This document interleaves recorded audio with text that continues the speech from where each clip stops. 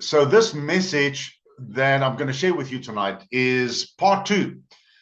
So if you are out there and you are now listening to this message, you need to go look for part one before you listen to part two. That's just the way it works.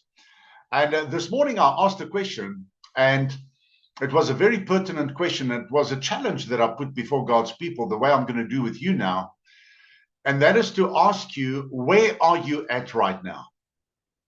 Not where would you like to be, not where you see yourself in a couple of months or a couple of years' time. Where are you at right now? And this morning I used the example of, what platform are you on? Are you on the platform where you actually don't know which direction to go? Are you not sure even where you've come from? Maybe you're not even sure which train to catch next. But then perhaps there are some of you tonight, you're standing on the platform and you know exactly where you are at. You know exactly what God's purpose and plan is for your life. And you know exactly in which direction you are going to be going. So we've got all the different ones of God's people online tonight who are on different platforms experiencing different things with God. So this title of the message is Love Living Life. That you've got to love living your life, and you've got to live the life that you love.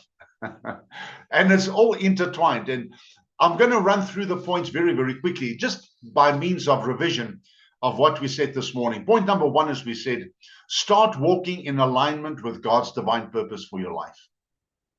Don't just sit there. Start walking in alignment with God's divine purpose. Then we said, number two, let God write your story. Don't write your own story. Let God write it, because his story is going to be intertwined with your story. Number three, we said, discover your God-given destiny. Not what you think is a good idea. What is your God-given destiny? The divine design by which God has orchestrated his divine will and purpose for your life. Discover your God-given destiny. And then we said, number four, that purpose births passion. Purpose births passion. When you know who you are in him, you stop drifting on an endless ocean, and you will start to be driven in the direction that God intended for you. So those were the 4 points that I shared with God's people this morning. So tonight we are going to continue with this, and we are going to ask the same question, because there are people on tonight, our Sunday night group, that were perhaps not on this morning. So the question is, where are you at right now? Waar is jy vanaand? Op watter platform staan jy? Are you standing on the platform of divine direction? You are completely at peace? Or are you perhaps in that place where you are kind of hovering? Jy's nie te seker nie. You are not too sure where it is that God's taking you. Whichever platform you are on, tonight is going to help you in order to find footing for your feet again, so that you can gain forward momentum in the spirit, in the things of God. So point number 5 tonight is choose joy and gratitude daily. You can see the phraseology that I'm using. I'm saying choose joy and gratitude daily. You will find, and this is a spiritual reality and revelation and truth, that the moment you become grateful for the small things in your life, you will find that God will smile upon that and start opening the bigger things for your life. So how many of you tonight online have a heart of gratitude? Are you grateful? Are you grateful tonight? Well, you say to me, well, my purpose hasn't come into fulfillment yet. Let's leave that just on the shelf for a few moments. How about the fact that you are logged in tonight and you can see me on the screen and you can hear my voice? Are you grateful that you can see and that you can hear? Are you grateful that you are clothed tonight? Are you grateful that you've got a roof over your head? Are you grateful that you ate today? Are you grateful that you had conversation today?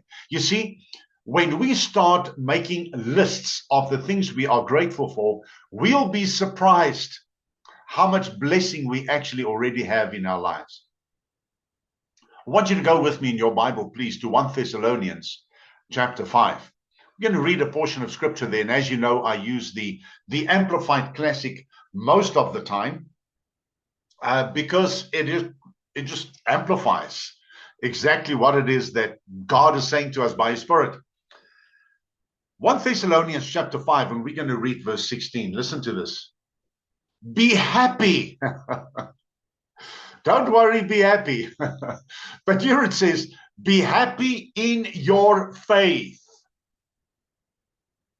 Now, that means if God says you must be happy in your faith, that you can be happy in your faith. Because remember we said this morning, God will not tell you to do something that He knows you cannot do, because that will be unfair.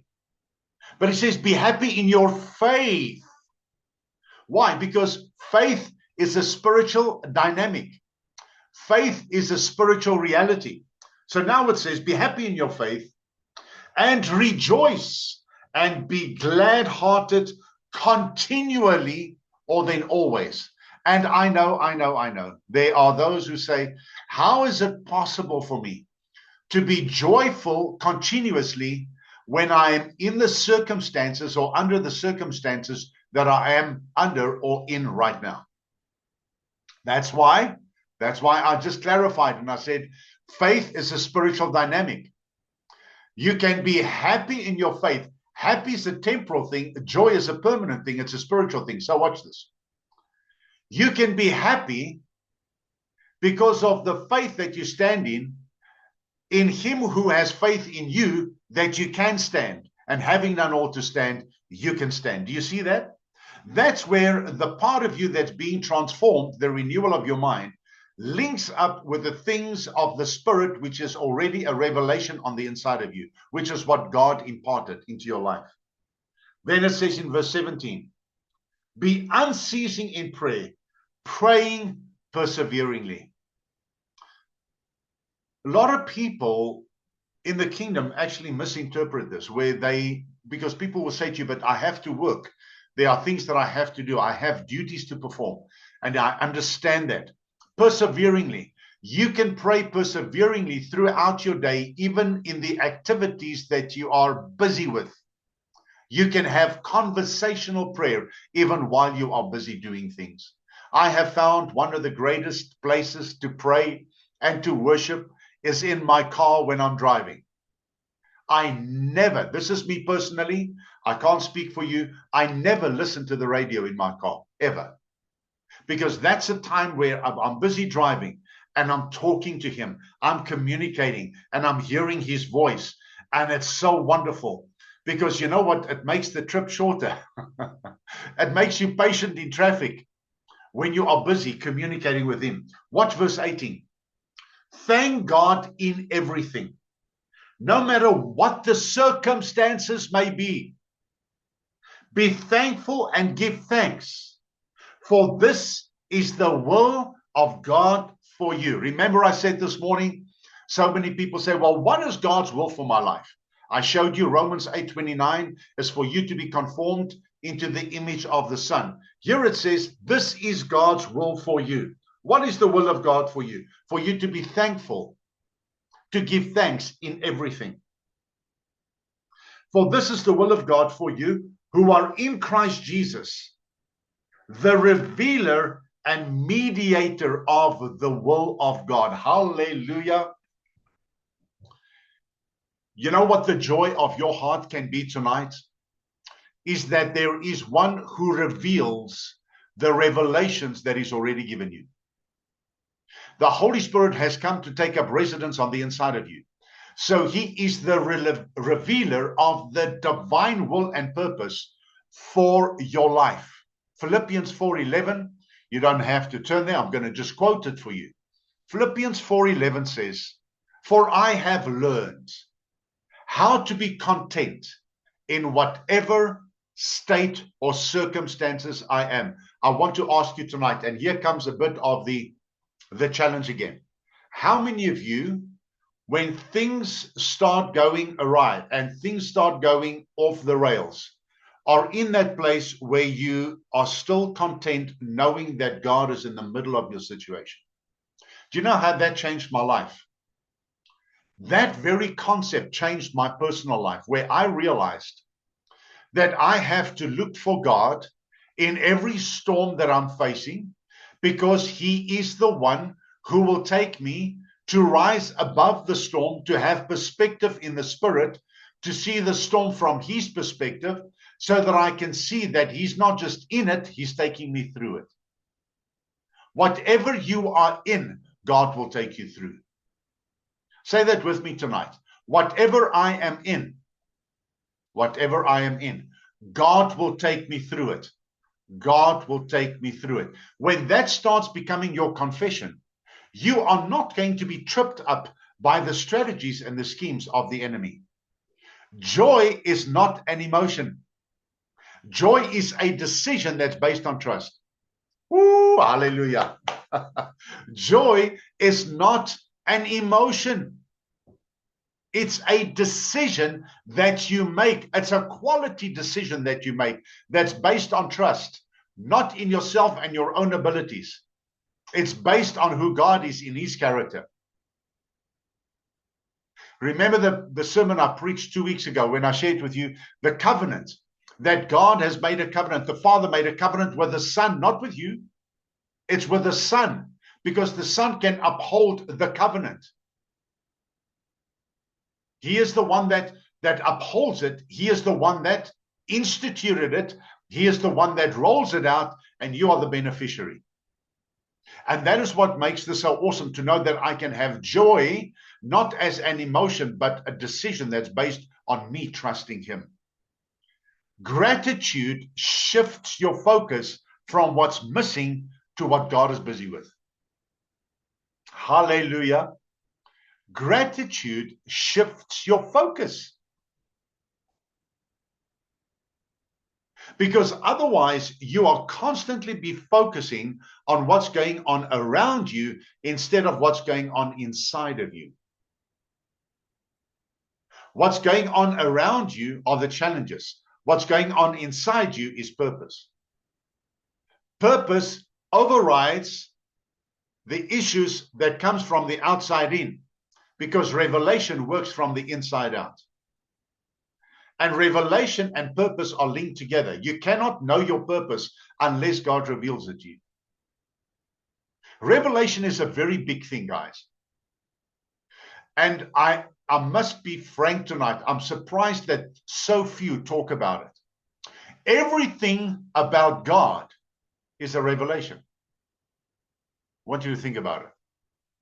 Everything about God is a revelation, because He doesn't come and sit in person with a physical body in your lounge to talk to you. It's spirit. God is spirit. That's why He reveals Himself to you through divine revelation by the Holy Spirit, who reveals the Father's heart to you and who reveals the finished work of Christ to you so that you can walk in victory. The Holy Spirit is your permanent comforter and guide. He's your standby. The Holy Spirit is your support system, your entire support system. Have you found that you cannot always rely on people?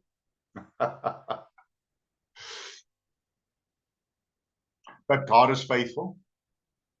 He keeps His word. He's consistent, eternally consistent within Himself and His own character. You see, that brings you to a place of safety. You will start loving the life you live, knowing the fingerprints of God are all over the place in every season of your life. Oh, I like that one. Say it again. I knew you're going to ask me to say it again. So here it comes. You will start loving the life you live, knowing the fingerprints of God are all over the place in every season of your life. Because I know you have also thought about this, that there are seasons that you go through that it felt to you like God was distant. That's true, because I talk to a lot of people, and that's what people say. In that season of my life, where was God? And when things go well and things are abundantly supplied and joy is on a high and things are just flowing and happening and it's awesome and it's wonderful, then Christians say, oh, the Lord was so present in my life. He has never been not present. He's always been there. It comes down to you relating to him. Because when the mind is overwhelmed, it seems like his voice becomes silent or quiet. And what happens then, a lot of Christians start doing introspection. And they say, well, where did I miss it? Where did I sin? Lord, why are you absent from me? What did I do wrong? Who plays that game? God or the enemy? You better believe it. It's the enemy that plays that game. You see, because you've done that, God has removed himself from your life. You never, ever listen to preaching like that. If I hear that you have listened to preaching like that, oh, I'll find you. I will hunt you down. I'll find you. And I'm going to question you and ask you why you listen to that. Ah, thank you, Jesus. The fingerprints of God, they are all over your life. You will, if you can look in the spirit, and I know it's just it's a metaphor. It's just like I'm just using that as an example. But really, in the spirit, it's a reality because he's all over your life. Just a point of order. And I wrote in my notes here, point of order. You will not and cannot live a God joy-filled life with a mouth that's constantly complaining.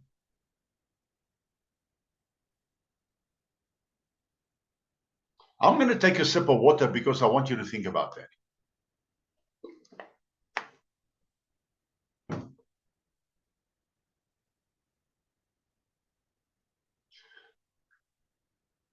When you read, I believe it's in the book of Corinthians, where God was upset with the Israelites, the entire generation. The word says because they limited the Holy One of Israel.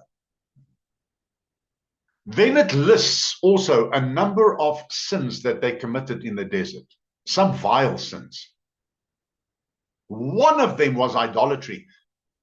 But if you read different translations, you'll find it got very bad in the desert. And then there's one that's mentioned there. It says they were murmuring and complaining. That's besides all the other sexual misconduct and everything else that these guys did. It says they murmured and they complained, and it displeased the Lord.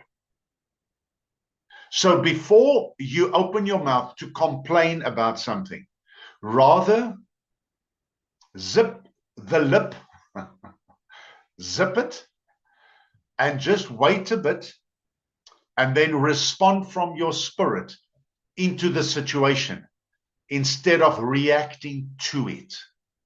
There's a big difference in that. The one speaks of spiritual immaturity, the one speaks of spiritual maturity. Gratitude opens the door to loving your current season because God's right in the middle of it. So then the question is tonight, if this is a key point, are you grateful? You say, but you just asked it. I'm asking you again. Are you grateful tonight? Are you a grateful child of God? Those of you who have children, you know exactly what I'm talking about.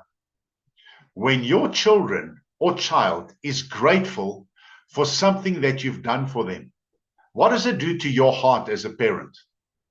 Tell me. I wish I could hear what all of you are saying now.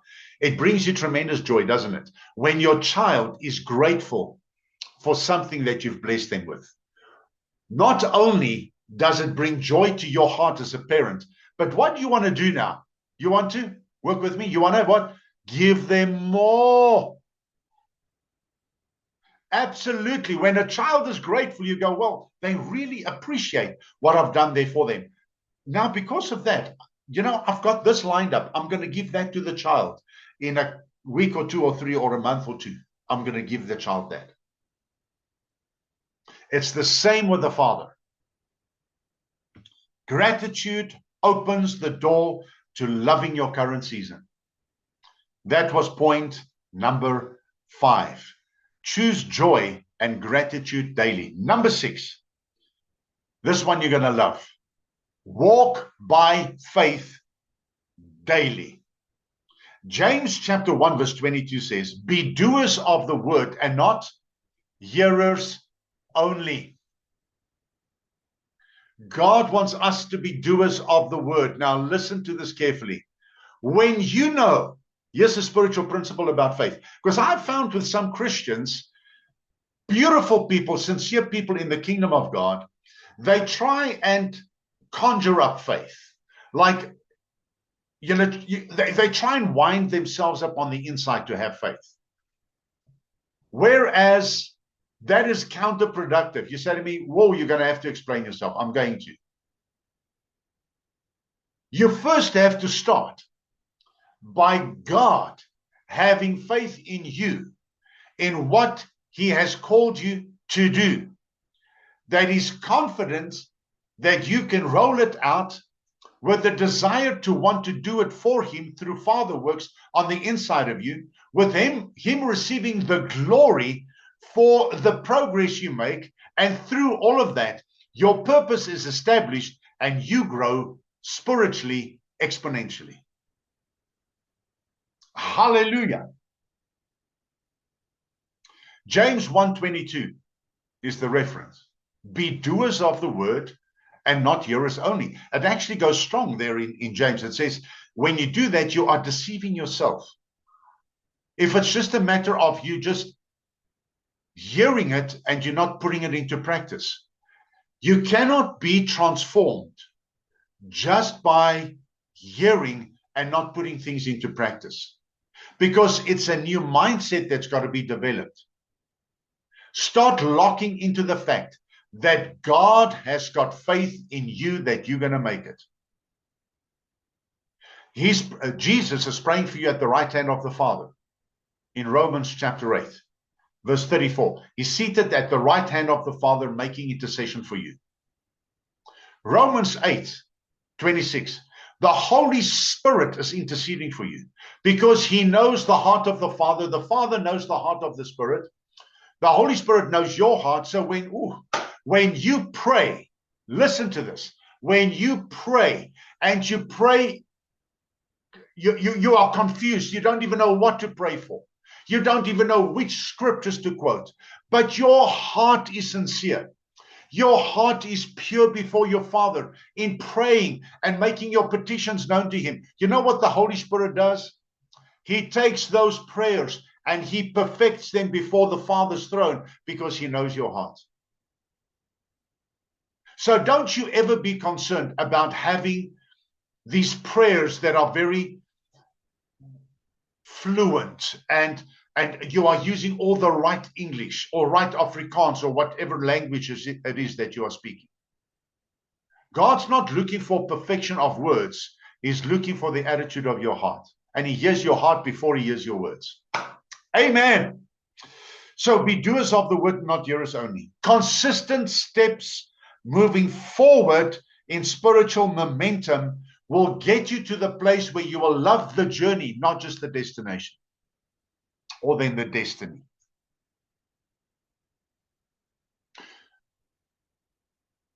When you start loving the journey that you are in with him, it's amazing how the results come because of you investing spiritually into the purpose that God has given you for your life. And always remember, it's a principle that I've taught. And those of you who've been on Sunday night evenings online, you've heard this many times. Never work for rewards in the kingdom. Always work for results, because the rewards will come as a result of the results. It's true. So let's walk by faith daily. Do you have forward spiritual momentum in your life? When people ask me, and there are people online who have asked me the question, you know who you are. JP, how are you doing? I'm moving forward. At times it's slow, but it's forward momentum by faith. And you know that that's the answer that I give. Sometimes it's slow. Sometimes it's medium pace. And sometimes it's a strong, steady pace, but it's forward.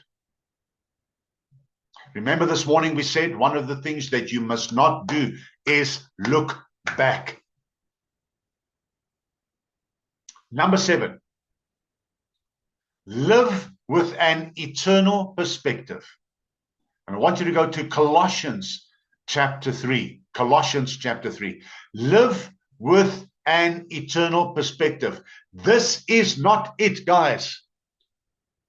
I know it feels like it sometimes, like this is our life. This is a drop in the ocean. But what you do here is going to affect all of eternity. Might as well make it good. So Colossians chapter 3. Look at this scripture. Ooh, I love this.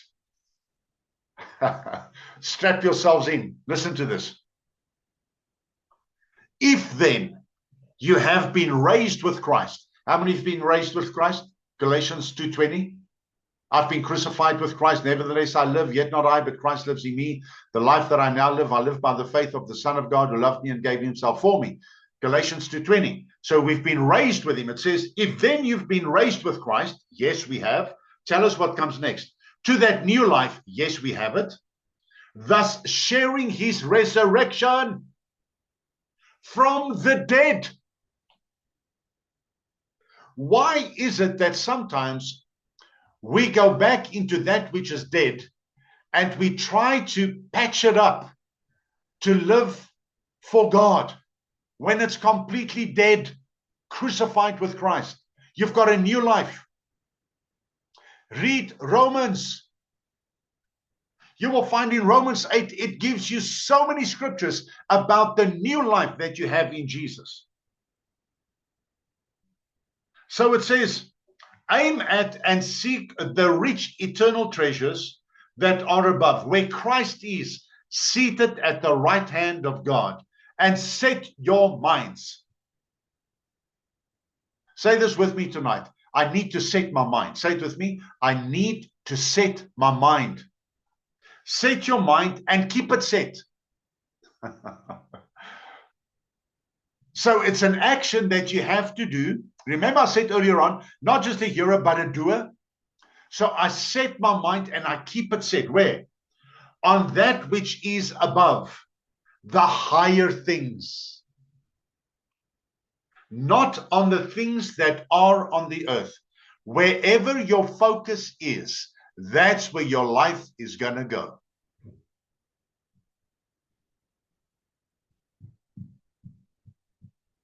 For as far as this world is concerned, verse 3, you have died. Can you see the scripture makes it clear? Jy's mors doodgevrek.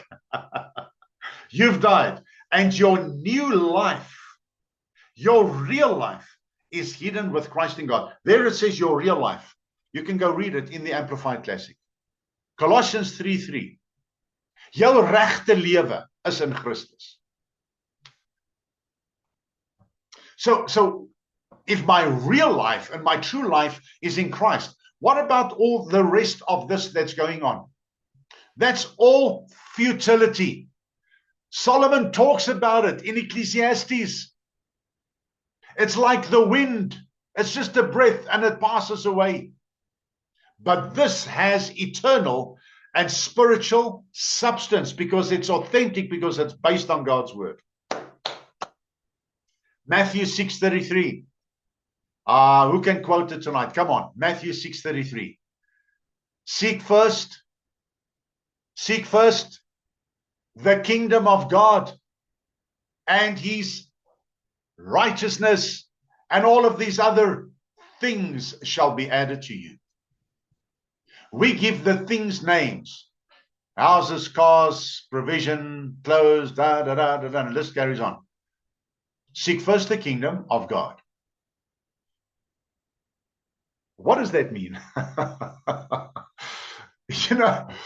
For so many years, I just read the Bible. I just read it, and I read it a lot. Different translations for a long time. So you read these scriptures: seek first the kingdom of God. We can quote it. We know it. Many of you quoted it now with me because you know it. Seek first the kingdom of God. Maar wat beteken dit? To seek the kingdom first means that I look at where my relationship is grounded, and it's in him who is the King of kings and the King of the kingdom. But I've been brought into the kingdom, Revelation 1 verse 6. He has therefore made us a king. He has made us a kingdom and priests to serve the living God. Revelation 1 6. So we are this kingdom now. So when I'm in the kingdom, it means that I'm in another domain. And in that domain, there are other, I don't like to call them rules, but there are other dynamics that are akin to that kingdom. That kingdom has made us sons. So now I don't live as a pauper, I live as a son. And a son knows, a son doesn't just believe. You know when you meet people, whether they just believe God or whether they know him. You will see it. The fastest way to lose your joy is to put your eyes on temporary things. The fastest way to gain your joy back is to set your mind on eternal things. Can I say that again? The fastest way to lose your joy is to keep your focus on temporary things. The fastest way to gain your joy back is to focus on eternal things. When the higher spiritual things become your focus, your purpose gets into focus and your life gets new meaning. Eternal focus gives you present peace. Woo. I know guys, I know there's a lot of information here. I know there are a lot of golden nuggets in this sermon this evening, and it was also in this morning service. But that's why it's recorded. Listen to it again. Guys, listen to me. Please hear this. When I got born again and I started learning the Bible, I got myself a Walkman. I still have it. I'm keeping it because it's a treasure for me. I have a Walkman where you put the audio cassettes in. A lot of you will know what I'm talking about. The young people will go, waarvan praat hy nou? Wat is a Walkman? I don't even remember the Walkman that you hook onto your belt with your earphones. And at that time, I'll just quickly tell you the story. For 2 years, my company, they put me in a section and in a division where I was the only one, because the maintenance of that, there had to be somebody there, because at that time, all the circuits of Kyalami and all that, the racing track went through that particular center. And I had to be there and run it. So I ran it. I did the construction and mostly the maintenance there. But a lot of days there was nothing to do. So I would take my audio cassettes and I would put it in my little Walkman, and I will do my work with my earphones, nobody else there. And I would listen to the word of God, to preaching, every single day for 8 hours. Every day, Monday to Friday. Even when I had things to do, I would have my Walkman. I'm the only one there, and I would do the work, and I would listen to the word all the time for 2 years. At times, I had the privilege of sitting with my Bible take my Bible with my highlighters and my other books that I brought, and I would sit and I would study the Bible for 2 years. I brainwashed myself with the Bible.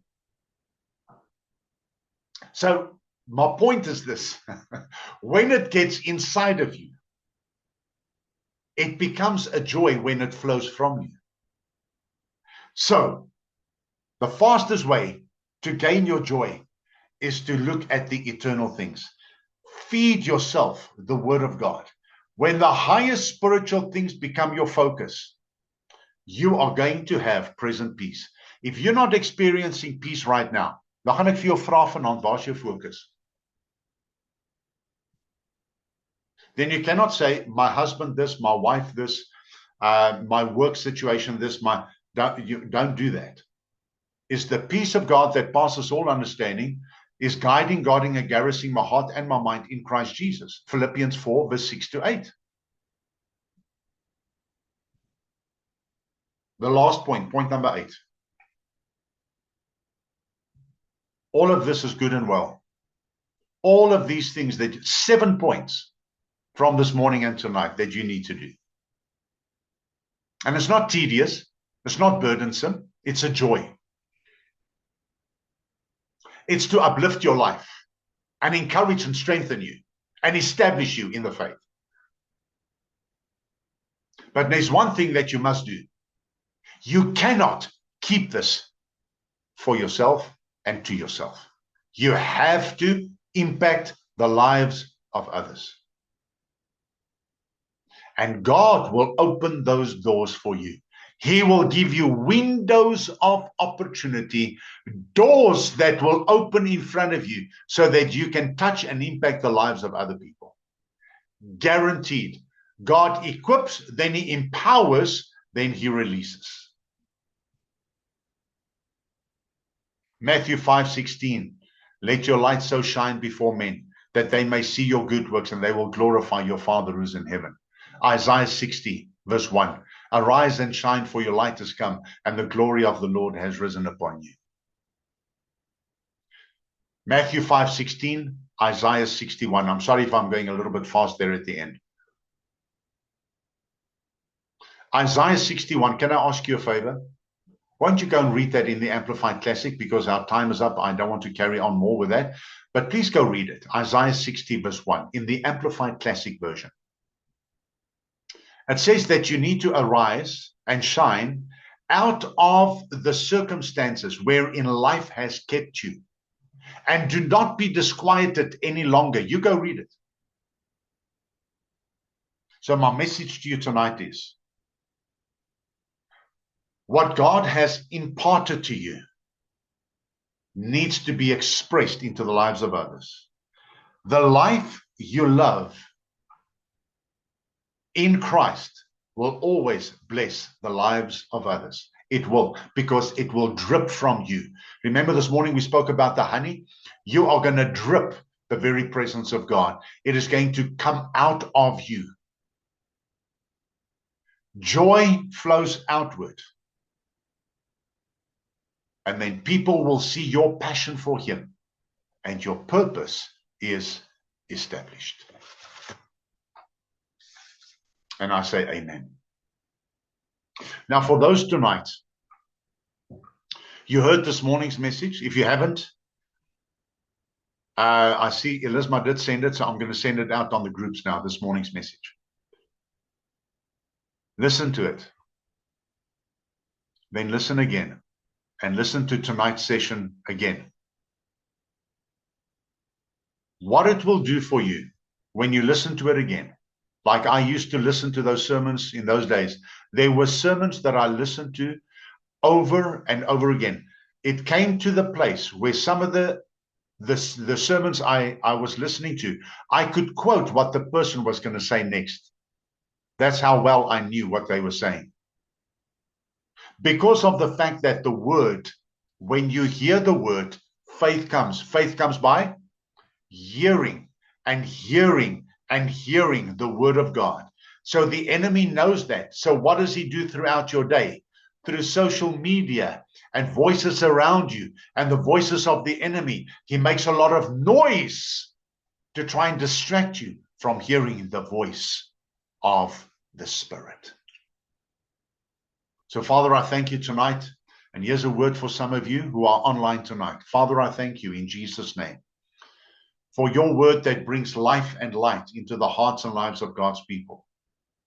And Father, those who had been in a place of confusion, and Father, in a place where they felt locked in, I thank you, Father, that tonight they are logging in. They are logging into the throne zone to hear from the heart of the Father, the words that the Father will speak of comfort into the hearts of his sons and his daughters. So, Father, I thank you that as your word comes alive in the hearts of your people, I give you praise that the realization and understanding will come again, that they are in the household of God, they are in the household of faith, and they draw their identity from their Father. They draw their name from their Father. And Father, because that name that is above every other name, the name of Jesus, Father, I give you praise that that name on the lips of a believer is the most powerful thing on the face of the earth, because it is a representative of God who speaks the name of Jesus that carries authority and power in the natural realm and in the spiritual realm. Thank you that the name of Jesus on our lips changes the atmosphere around us. So in our homes, when we are experiencing turmoil and opposition, even from family members, I thank you that the name of Jesus, spoken from a heart of faith, Father, will change the spiritual atmosphere in our homes, and I give you praise for that. I thank you, Father, that new opportunities are going to be opening for God's people as you start speaking by faith the things that you are believing God for, not asking him, but saying, Father, I thank you for that new job. Father, I thank you for opening those doors for me, for new opportunities for business. Father, I thank you for opening the doors for me for ministry, Father, where the musical gift that you've given me, that I will start singing and I will start praising the Lord in a place where I can lead the people of God in a true spiritual worship and praise. And I thank you for that, Father. You see, those are prayers of faith that you are praying. Those are expressions of faith. Father, I thank you that tonight, as you are uniting your people, Father, thank you for the remnant that's being raised up and you strengthening the remnant. And the word that the Lord gave me tonight before I came online is prophetic alignment. God is going to bring in this season right now, prophetic alignment between those who operate in the prophetic. And there are some of you, you haven't even started operating in it, but the gifting has been placed on the inside of you. And as you start realizing that the gift that is placed on the inside of you is a gift from him to operate in for you to bless the lives of others, there's going to come prophetic alignment between people in the kingdom of God. And some of you, even online tonight, you've been listening to the messages on a Sunday night, and you know that something started striking gold on the inside of you. You started sensing like a flame, like a fire starting to burn on the inside of you. And you haven't been able to actually identify and know what that's about. And the Holy Spirit is showing you tonight that it's an endowment, and he is imputing to you that place and position of operating in the word that the Father will give you by the Spirit of God, and you will speak it. And as you speak it, it will be by his power and his authority in and through you. And be careful that you do not take any of this and make it your own and put it behind your name, because it's not your name that is important. It's not your name that will do it. It is the name of Jesus in Philippians chapter 2 and verse 11 and onwards. It talks about the name that has been given to Jesus that is above every other name. So, Father, I give you praise tonight that as God's people start aligning themselves with the throne zone, that power and authority is going to flow into their lives. Situations that came to a deadlock, I just sense it in my spirit now. Things that you have faced that's come to a deadlock. There are some of you online tonight. It's come to a deadlock. That what you are seeing right now is temporary. Now, what you are going to do is trusting God to break that thing and shatter it, so that you can walk through like the Israelites walked through the Red Sea. God will part because he has imparted to you. That's why he's going to part the situation and the circumstances. That which seemed like an impasse, like a deadlock situation, like a chasm for you that you did not know how you are going to jump across and from this side into the other side. And hear what the Spirit of God is saying. Because you've taken small steps of faith, I'm going to empower you to take a leap of faith. I want that one to sink in. Because you've taken small steps of faith, God is going to empower you to take a leap of faith. When you take that leap of faith, trusting Him, He is going to catch you.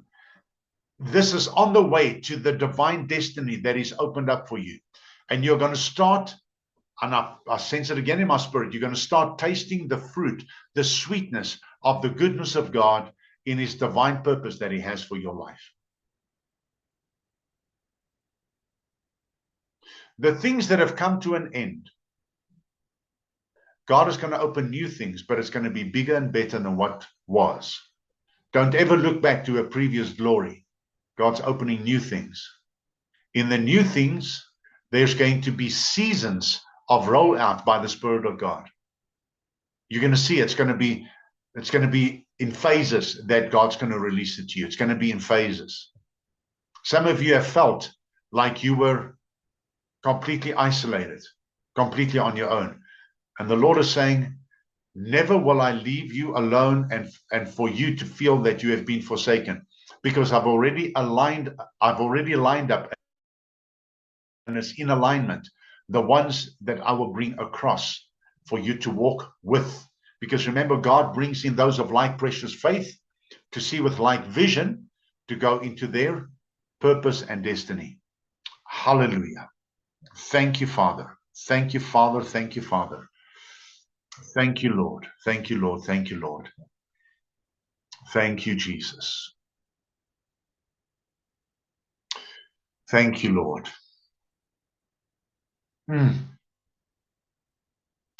I just hear the words come up in my spirit, green pastures, green pastures.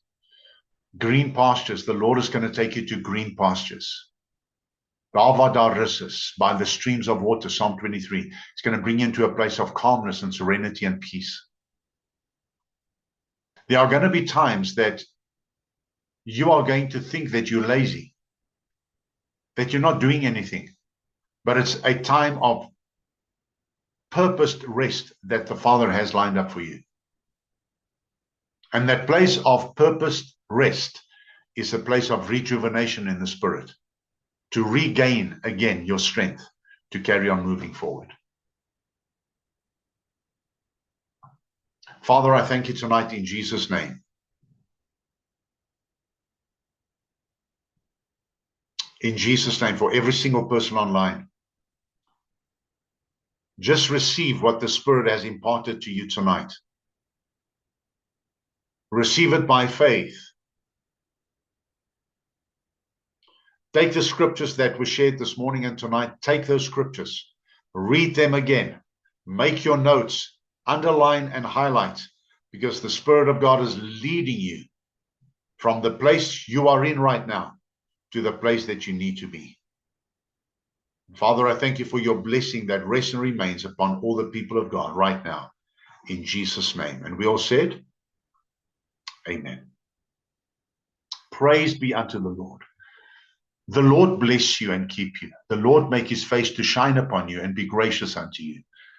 The Lord lift up his countenance upon you and give you peace.